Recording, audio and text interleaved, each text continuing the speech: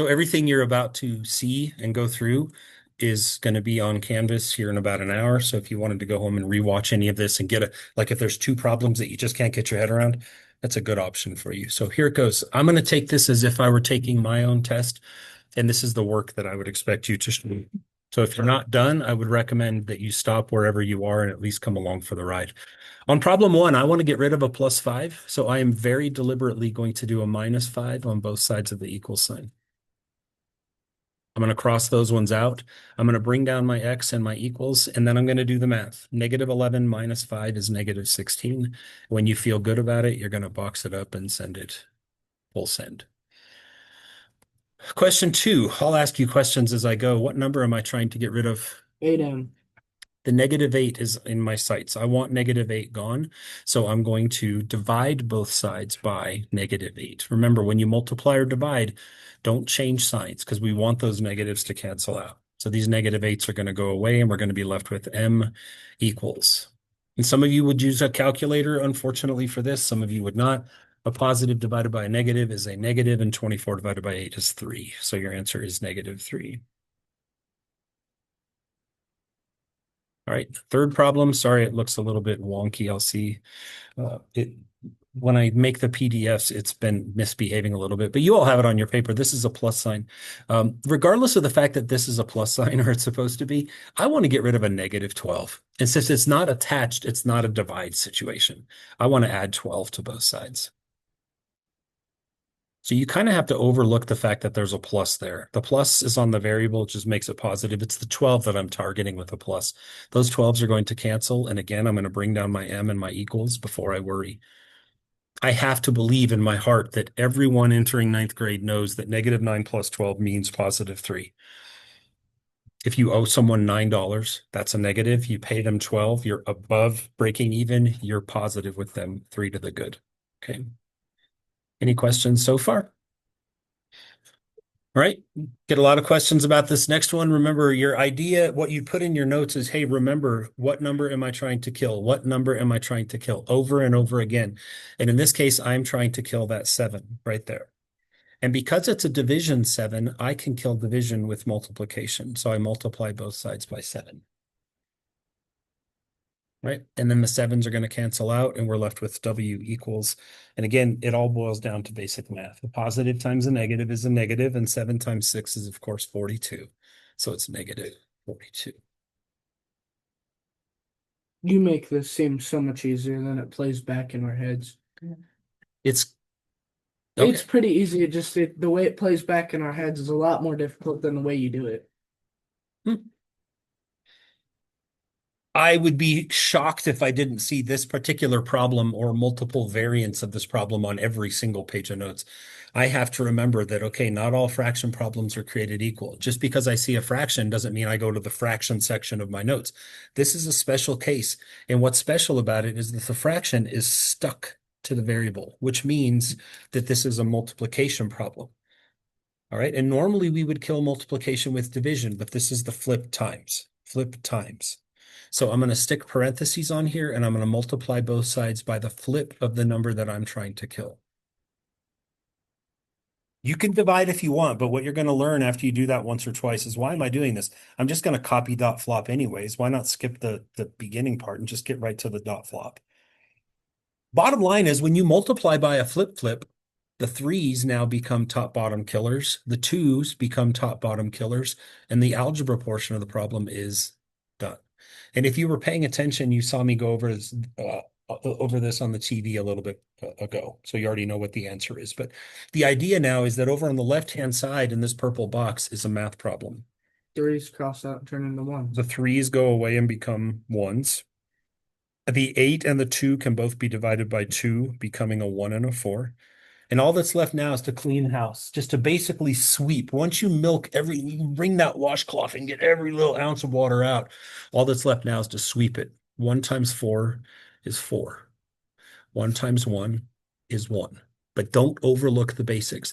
This is a positive times a negative, which is a negative. Do not leave your answer like this. It's ugly. It's weird. It would be like if your teacher said, what's 3 plus 4? And you said, oh, I know it's 7 over 1. Like, that's weird, right? So we're just going to call it a nice, perfect, clean -4. Don't put things over 1 unless you have a reason to.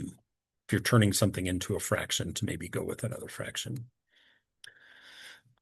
Again, if you were paying attention, you saw that this one was done on the board as well. There will be exactly one problem like this on the quiz tomorrow. And what's unique about this is that it is quite literally a fraction equal to a fraction. That's it. Does anyone remember the name for this? I don't care, but I mean, does anyone remember what problems like this are called? It starts with a P. This is called a proportion. And only proportions can be solved in this particular fashion. So what you're going to do is you're going to sweep it diagonally. Here we go. If I go this way first, kapow, 3y is what I get. If I go the other way, kapow, 12 times 2 is 24. And because it's a proportion, I am well within my rights to put an equal sign in between them. It is a fact that they have to be equal to each other. And I'm like, easy. Just divide both sides by 3. If you divide both sides by 3, show your work, cancel them out, you get y equals 8. Someone, at least 7 of you might be sitting here saying, wasn't there another way to do this problem? And the answer is, yeah. So remember, you can identify a sideways pattern. You can look at the 3 and the 4 since they're both on top and just think about fraction relationships. How does 3 going across become 12 times 4? So you could also just take the bottom number times 4, and what's 2 times 4? That's another way to do this problem. And if you choose to go that way, if it presents itself as an option, I think this is enough work, what I circled in purple. That's fine. If you like that method. Again, it will not work every time, but if it does, it's pretty slick.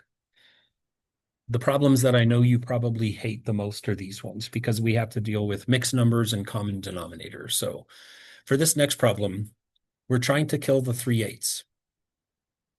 But it's not a flip time situation. It's a plus situation, right? Remember, it's not attached, so I don't flip kill. I do the plus to kill a minus. That's a minus sign, so I'm going to add 3/8 to both sides. Which kills those. These go bye-bye, and I drop my n and I drop my equals, and you can never get away from math. I mean, at the end of every math problem, you actually have to do some math, you know? Algebra is like a process. Math is calculation-y kind of stuff, arithmetic, right? And you just can't escape. So negative or positive 5/3 and plus 3/8, you have to make the bottoms the same. What is the least common denominator of thirds and eighths? 8. What can 3 and 8 both be buffed up into? That's the same number. 24. So we're going to turn them both into 24s. Wait. Oh. Okay. Every 2 numbers in existence have a smallest number that they can both be made into. It's called the least common multiple. Follow my green arrow. What did I have to do to 3 to turn it into 24? Times 8. So 5 times 8 is 1 fraction done. Follow my red arrow. What did I have to do to 8 to make it into 24? Times 3. 3 times 3 is 9. And now you can add them together because their bottoms are the same. Your final answer should be 49 over 24. Our final question involves a mixed number. And if you've been attending class or watching the videos or both, you know that mixed numbers should not be worked with, right? What we want to do is take that mixed number, and you can, honestly, you can do it right away. If you want to start the problem right away, turn it into an improper fraction. And you'll remember the algorithm is 2 times 6 plus 1. What's 2 times 6? 12 plus 1 is 13. So you could rewrite this problem right away as 11/3 equals m plus 13 over 6. At some point, get rid of the mixed number. Oh, they're bad. And now it's just kind of like the last problem. What are we going to do to solve this? Whoever said that, thank you. We're going to subtract 13/6 from both sides. On the right side, those are going to cancel. And we're going to bring down our M and our equals, and the algebra portion of the problem is over. What is the least common denominator of 3 and 6? 6. Great news. Bless you. That means that I don't have to change one of the fractions. I can just leave this one as negative 13/6. Excellent news. But I do have to change the other fraction to 22. Double the bottom, double the top. What's 22 minus 13? 9. Do not leave your answer as 9/6. Why? Oh boy. 9 and 6 can both be divided by 3, leaving us with a final answer of 3/2. That is what your quiz will look like tomorrow. How many questions was that? 8 questions, just like that. Yes, sir? I'm guessing you could probably put 1.5 to. If you wanted to, but I'd rather you didn't. Please, improper fractions are much preferred to mixed numbers. There'll come a day where mixed numbers are better. Like if this was a recipe problem, how many cups of flour does Stacy need to make? You'd want to say 1.5. But for pure math, impropers are better. Yeah. If you leave that as a mixed number, will you lose half a cup? Just don't put it, just leave it as a fraction. Okay. Here are some options. I'm keeping this on the recording. If you right now feel like, oh, I'm in trouble, you can you can stay for flex. I'll call your teacher. You could come in for lunch, or you can stay with me after school today, or you can track me down before school. You have 4 opportunities. Let me know if I can be of assistance. T minus 23 hours and 15 minutes until I hand you a quiz. Got it? Got it? All right. I'm in here for you, so I will be asking you some questions.